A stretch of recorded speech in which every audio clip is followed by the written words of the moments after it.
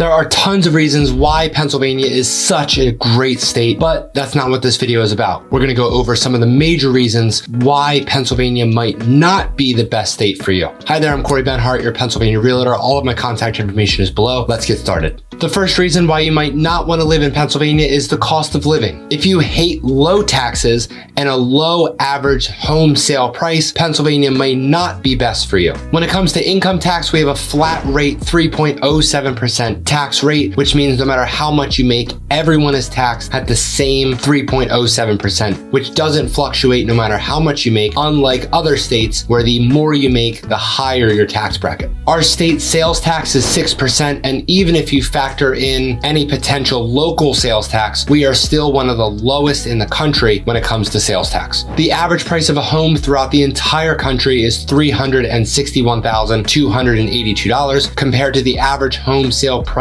in Pennsylvania, which is $269,854. Depending on where within Pennsylvania you end up moving to, that will ultimately decide what your average price of a home is. Another reason why you might not want to move to Pennsylvania is the weather. Pennsylvania is one of the only states that experiences all 4 seasons throughout the year. We have the very hot and humid summers, the brisk fall season, the chilly snowy winters, and of course the beautiful spring season as well. On average, the summer temperature ranges between 75 to 95 degrees, which is great, but some days we'll have 70 to 80% humidity on top of that, which can be pretty rough if you're not used to the East Coast humidity. Although it is nothing close to the humidity that they experience in the southernmost states. In the fall season, the average is between 45 to 55 degrees. In winter, it's around 30 to 45 degrees, although some days we could have temperatures down in the 20s or sometimes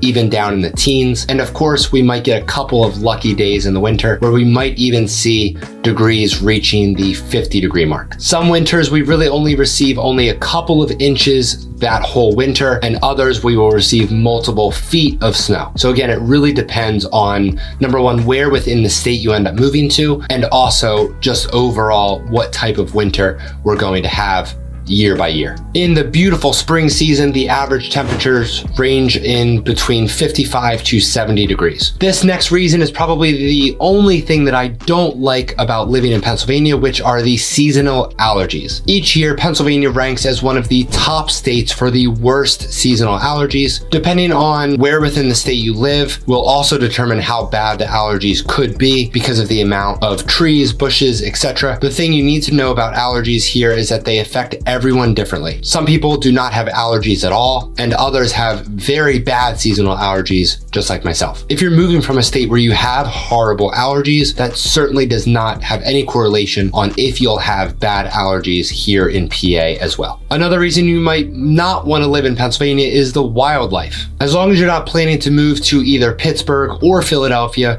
you should plan to see a pretty good amount of wildlife, of course, depending on where within the state you're moving to. The most common animals that you'll see are squirrels, deer, foxes, raccoons every now and then. And if you live in a very remote part of Pennsylvania, you'll also see the occasional black bear looking through the trash. We have a very big issue with one of these animals, and that is the deer. Deer are everywhere. The state has some of the highest deer-involved car accidents in the country, with a 1 in 52 chance of hitting a deer. Knock on wood, I am born and raised in Pennsylvania and haven't hit a deer yet. But overall, if you're planning to move to either the suburbs of Philadelphia or an even more rural area, keep in mind of the wildlife when you're driving through some of those dark back roads. The next reason you might not want to move to Pennsylvania is the public transportation. If you're moving from a state or a major city where the public transportation is very convenient, then that might be a little different than when you move here. If you're planning to make the move to Pittsburgh or Philadelphia, or honestly any of the suburbs around those 2 major cities, then you might not really see that much of a difference when it comes to the convenience of public transportation. But truthfully, if you're moving to just about anywhere else within Pennsylvania, the the public transportation is pretty limited. Besides living in those two major cities or the suburbs around those major cities, you will definitely need a car if you live anywhere else within the state. Shockingly enough though, for example, you could live an hour outside of Philadelphia and still have plenty of public transportation access with buses, trains, etc., which could bring you to not only other suburban towns, but also Philadelphia and New York City. Before we get into some of the best reasons saved for last, I of course know that no one will actually not move to a state just because of one of these reasons, but instead a multiple of these reasons. Of course, Pennsylvania is an incredible state, but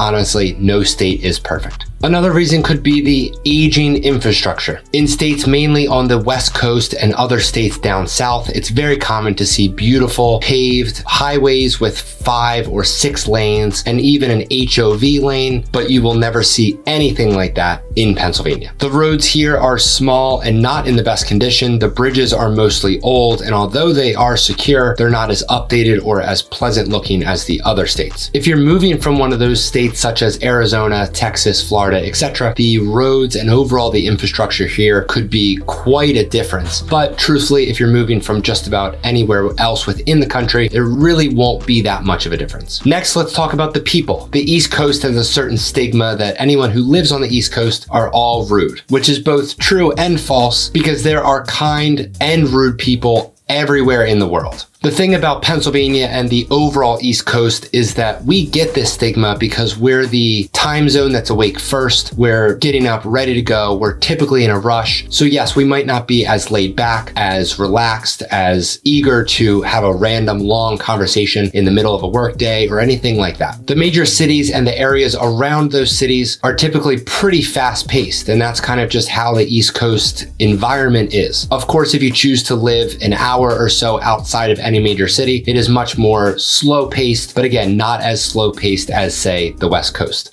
Sorry, West. Of course, I am a little biased because I'm born and raised on the East Coast. I would like to consider myself as kind and not rude, but I will say that I don't think that stigma comes from people actually being rude. I think it comes from people who maybe are visiting Pennsylvania or anywhere on the East Coast and, they want to have a conversation with somebody while they're in a rush to work or in a rush to get lunch or in a rush to get home or anything like that. I find that, people are not as willing to stop their busy day to take a break, slow down, and maybe have a conversation, have a cup of coffee, etc. If you want to move to a state where there are plenty of things to do, Pennsylvania might not be the best state for you if you don't move to the right areas within Pennsylvania. Philadelphia, Pittsburgh, and those surrounding suburbs are of course going to have plenty of things to do, both during the day, at night, on weekends, etc. But if you're moving to somewhere else within the state, it might be tough to find much to do besides enjoy a walk, go to a park or a bike ride, maybe walk around a pretty small downtown area. But if you're looking for a place where you can either live near a lively area with a strong community feel of activities, restaurants, shopping, etc., then living closer to one of those major cities or the suburbs that surround those cities might be best. If you don't like top-rated public schools and living in a state with some of the best colleges and universities in the entire country, Pennsylvania might not be best for you. Out of over 12,500 total districts throughout the country, Pennsylvania stands with one district ranked in the top 10 and 2 others placing in the top 25. Besides these 3, many of Pennsylvania's more densely populated areas are home to highly rated school districts. In terms of higher education, Pennsylvania is home to an Ivy League institution, being the University of Pennsylvania, but also full of other tremendous top-rated schools throughout the entire country, such as Carnegie Mellon, the Wharton School of Business, Penn State, Drexel University, and many, many others. Before we get into the last reason why Pennsylvania might not be best for you, if you're ready to make the move, I would love to help you find your perfect home here in Pennsylvania, and more specifically the southeastern part of Pennsylvania around the Philadelphia metro area. I would love to hear from you. All of my contact information is below, and let's get into that last reason why Pennsylvania might not be the state for you. If you're planning to make the move to Pennsylvania for retirement, you might want to think again. If you want a high cost of living area area and somewhere that isn't retirement friendly, Pennsylvania isn't for you because we have one of the most retirement friendly states in the entire country. Pennsylvania doesn't tax any retirement income such as pensions, 401ks, etc. Our healthcare here is phenomenal. We have diverse living options and so many more reasons why Pennsylvania is so great